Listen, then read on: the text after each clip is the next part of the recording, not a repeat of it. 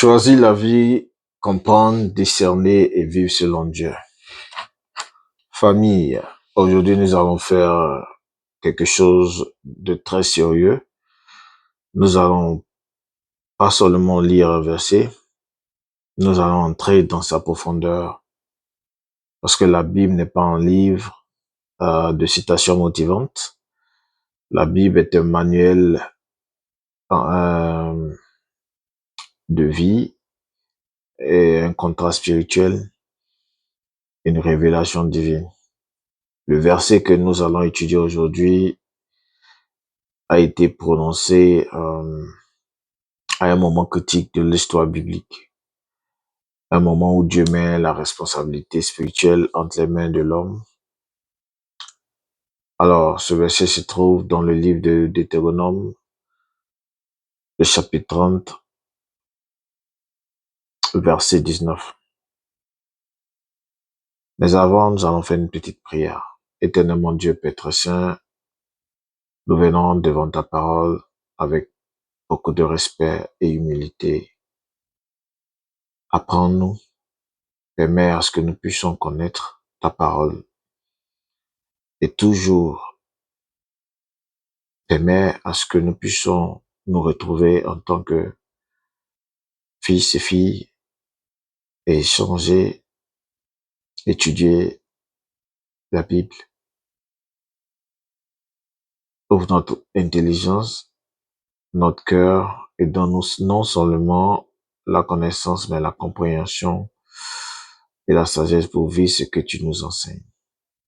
Que ton esprit nous guide dans cet enseignement. Au nom de Jésus. Amen.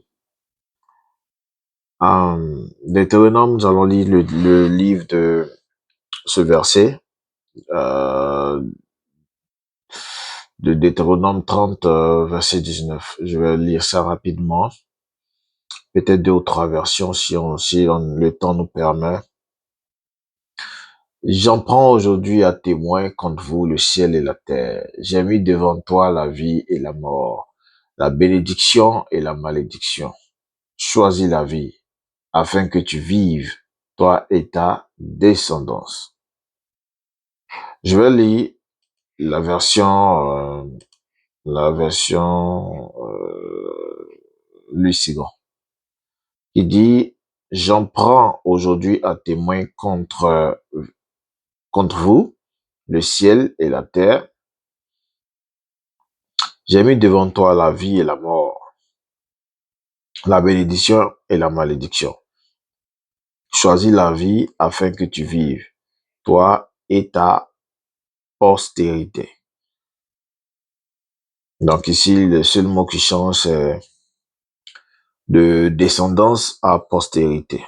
Voilà, donc un synonyme de descendance qui est postérité. On va lire en anglais pour voir un peu le sens en anglais. Deuteronomy 30, verse 19. I call heaven and earth to witness against you today that I have set before you life and death, blessing and cursing. Therefore, choose life that you may live, you and your descendants. Et on va essayer de lire une autre version, mais cette fois-ci en espagnol, qui dit: Hoy pido al cielo y la tierra que sin testigos contra ustedes les he presentado la vida y la muerte, la bendición y la maldición. Elijan la vida para que ustedes y sus descendientes vivan. Ok, on a lu au moins 2, 3, 4 versions et on va essayer d'étudier un peu par contexte d'abord et puis après comment on comprend dans notre vie de tous les jours. Donc déjà, qui parle ici? qui parle. Parce qu'il faut savoir le contexte, il faut savoir qui est l'auteur, il faut comprendre qui est celui-là même qui est en train de nous faire passer ce message. Donc, comme c'est dans le livre de Deutéronome, et nous savons que Deutéronome fait partie des 5, si je ne me trompe pas, les 5 livres que Moïse a écrits. Donc, Moïse qui parle. Donc, Moïse, le prophète, qui est aussi le législateur et le conducteur d'Israël. Celui qui parle ici. Mais il parle à qui? Ce qu'il faut savoir, c'est ce verset est pour qui? Vous voyez? Voilà. C'est pour qui? C'est vrai qu'aujourd'hui, la Bible, nous utilisons la Bible et nous essayons d'utiliser la Bible pour marcher dans notre vie d'aujourd'hui. Mais avant qu'on utilise la Bible pour nos marches, nos études, comment on appelle, nos directions, nos directives, il faut déjà comprendre comment les autres ont utilisé ça. Et quel était leur, comment on appelle ça, leur income. Après avoir utilisé ces stratégies, ces tactiques, ces outils, est-ce qu'ils ont atteint un objectif que nous, aujourd'hui, si nous utilisons, nous allons atteindre ce même objectif au plus? Donc déjà, à qui parle Moïse? Et on remarque que Moïse ici parle au peuple d'Israël, à la génération qui va entrer en terre promise. Mais il faut encore se poser la question à quel moment alors? À quel moment Moïse parle au peuple d'Israël? À la fin de la vie de Moïse. À la fin de la vie de Moïse. C'est son dernier grand discours. Donc, quand quelqu'un sait qu'il va partir, il ne parle pas de choses secondaires. Il parle de l'essentiel. Donc ici, j'ai mis devant toi. En hébreu, cela signifie placer clairement devant les yeux. Oui. Donc ça veut dire que Dieu ne cache rien, Dieu ne manipule pas, et Dieu n'expose, euh, comment dire, Dieu expose les options en fait. Donc, Dieu qui est souverain, qui peut faire ce qu'il veut à n'importe quel moment, quand il veut, où il veut, mais il respecte la capacité humaine de choisir et nous donne cette opportunité de faire un choix.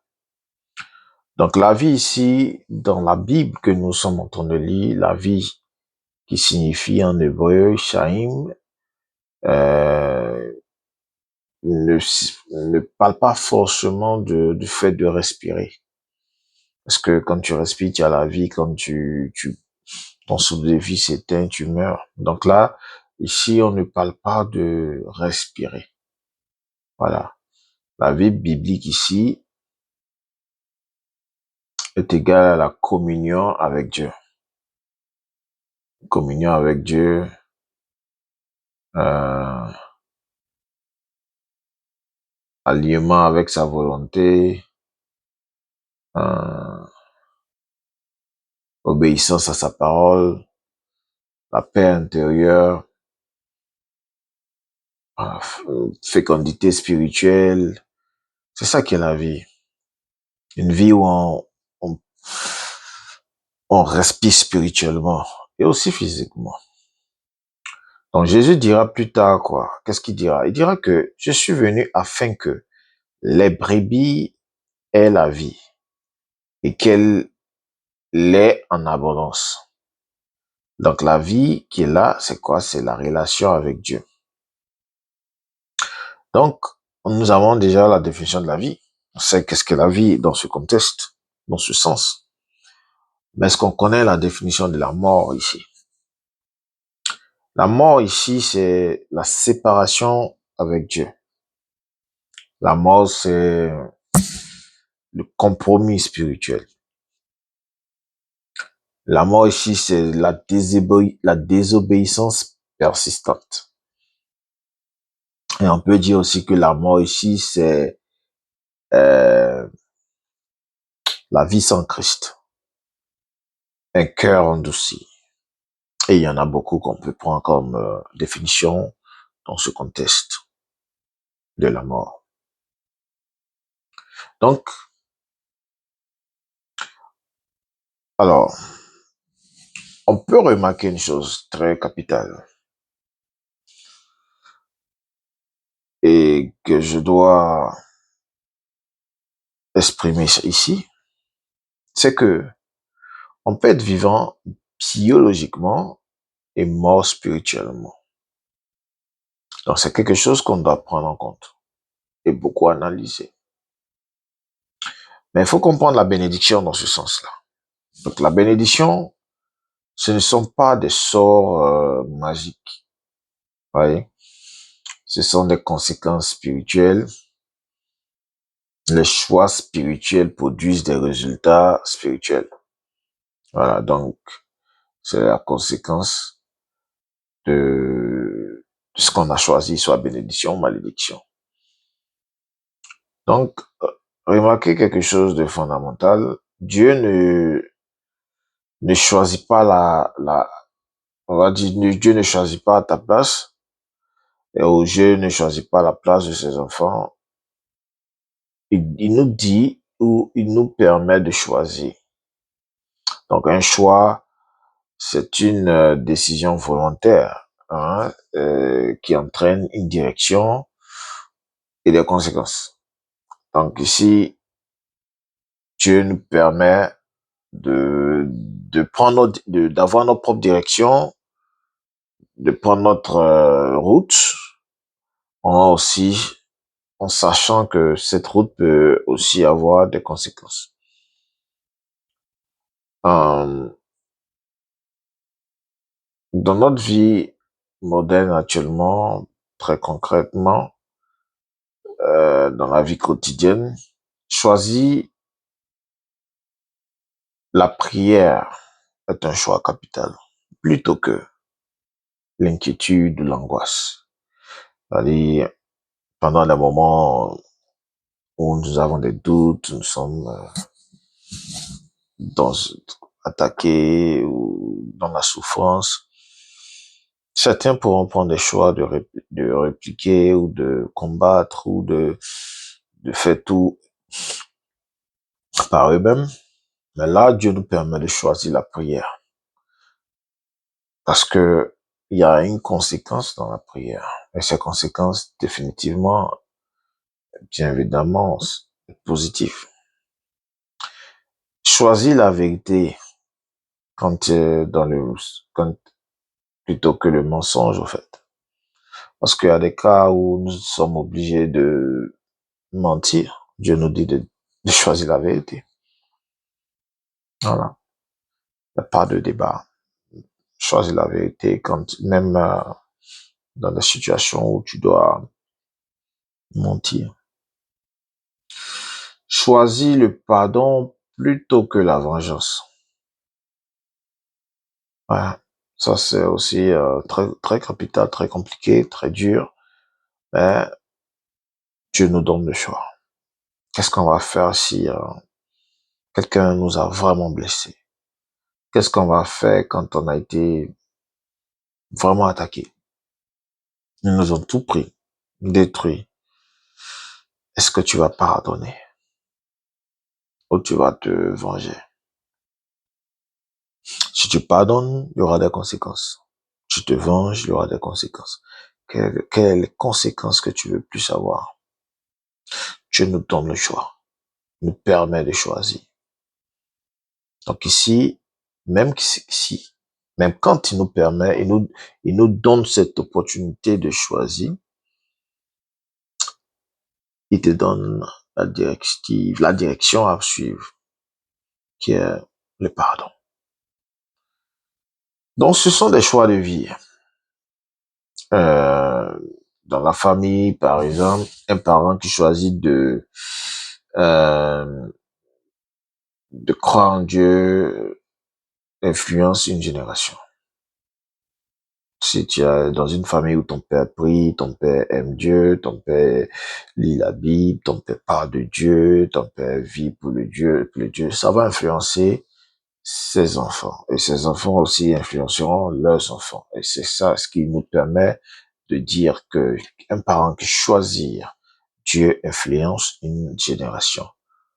Un croyant sérieux devient un repère.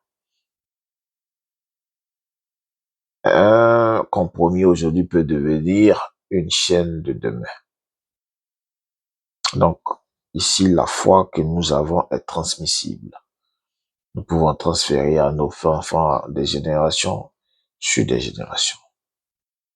Maintenant on a un peu la grande compréhension de ce passage, comment nous pouvons appliquer dans notre vie aujourd'hui? Pose-toi ces questions pédagogiques. Qu'est-ce que je choisis chaque jour sans m'en rendre compte? Mes décisions me rapprochent-elles de Dieu ou m'éloignent-elles de Dieu? Est-ce que mes choix produisent la paix ou la confusion? Est-ce que je vis selon la parole ou selon la pression culturelle? Voici des questions qu'on peut se poser. Mais il y a un choix qui est très important que je dois vous dire. Ça, c'est un secret aussi. La neutralité n'existe pas spirituellement. Non, moi, je suis pas Dieu, moi, je suis pas musulman, je suis pas X, je suis pas Y. Moi, je vis. Être neutre est un choix, mais un choix qui n'est pas spirituel. C'est un choix physique qui a aussi des conséquences. Donc ici, ce que je retiens et que j'aimerais vous faire partager, c'est que la vie chrétienne n'est pas une émotion du dimanche, c'est une discipline quotidienne. Choisir la vie, c'est choisir le Christ quand c'est difficile. Choisir la vérité quand elle dérange. Choisir l'obéissance quand elle coûte. Choisir Dieu même quand personne ne regarde. Dieu n'a jamais retiré ce choix à l'humanité. Il le place encore aujourd'hui devant chacun de nous. Et, désolé. Jésus dira plus tard quand je suis venu afin que les brebis aient la vie et qu'elle l'ait en abondance. C'est pas faux comme on dit en anglais. Ici, la vie est le plan de Dieu. Donc, il faut savoir que le test que Dieu nous donne à résoudre, il nous a donné des indices et il nous a même donné la réponse. Il veut juste que tu cliques sur cette réponse. Et il y a un passage qui est très important, qui est, non pas, quand le Seigneur nous dit, je suis le chemin, la vérité et la vie. Je suis le chemin, la vérité et la vie. Donc, si on veut remplacer le mot vie dans cette phrase, ça devient je suis la vérité, je suis le chemin, euh, la vérité et le Christ. Donc ici, la vie, on peut représenter par le Christ. Donc, quand tu choisis la vie dans ce sens, dans ce contexte, dans notre passage ici, tu choisis le Christ. Le Christ est égal à la vie. Donc, retenons très bien que Nous avons la vie par ce choix. Seigneur Dieu, merci pour ta parole qui éclaire notre esprit, nos choix. Donne-nous la sagesse de choisir la vie chaque jour, la force de renoncer au compromis et le courage de marcher dans l'obéissance, que nos décisions honorent ton nom et deviennent une bénédiction pour les générations futures. Nous choisissons la vie, nous décidons de choisir la vie, nous décidons de choisir cette vie-là. Et nous voulons vivre à travers ce passage et nous voulons que tu nous utilises pour ton choix et ce choix qui va nous aider à avoir cette vie éternelle. Au nom de Jésus que j'ai prié. Amen. Si cet enseignement t'a béni, partage-le, abonne-toi et souviens-toi, la vie n'est pas automatique. Elle se choisit. We live for Jesus. Merci et à très bientôt.